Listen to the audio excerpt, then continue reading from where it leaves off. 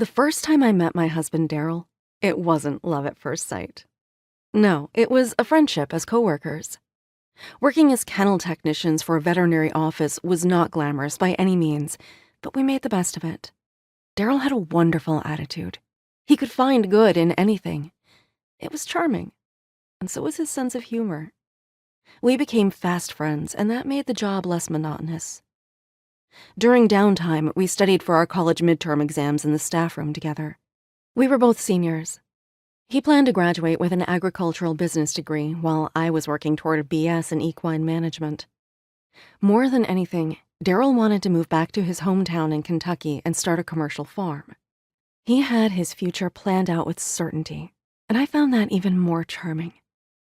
I, on the other hand, did not have it all figured out. But Daryl would soon change that for me. I rubbed at my furrowed brow as the black ink in my textbook blurred my vision. My pencil eraser had been chewed to a nub between my teeth. "Amy?" Daryl used his pencil to flick a long, light brown strand of hair away from my face. "Amy," he coaxed. "Hmm?" I lifted my head from my textbook and caught a glimpse of what seemed like humor in his vivid green eyes. They were the most beautiful eyes I'd ever seen, like soft gems with bits of yellow and brown infused. I could easily get lost in the details of them, but always avoided staring too long.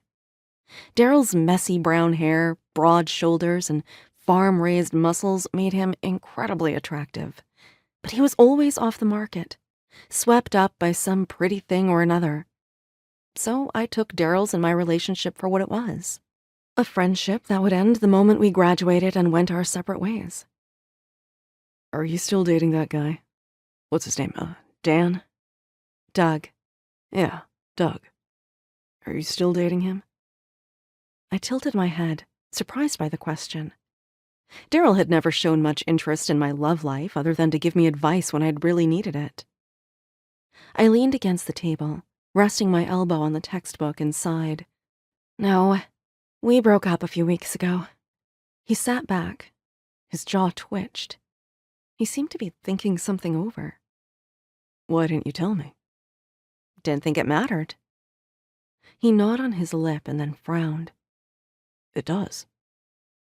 Now he'd piqued my interest. "Why?" "I was thinking we could go out tonight.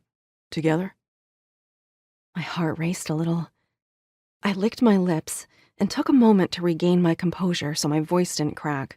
I didn't need him to see my excitement and get freaked out. He likely was inviting me out with friends of his or playing matchmaker with one of his buddies.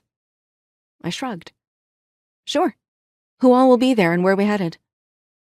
The corner of his mouth raised. "Just me and you, if that's all right." I started to perspire, and not in the good way. "What happened to Michelle? I thought you two were doing good." "We were, until I heard about her panty parade in the dorm."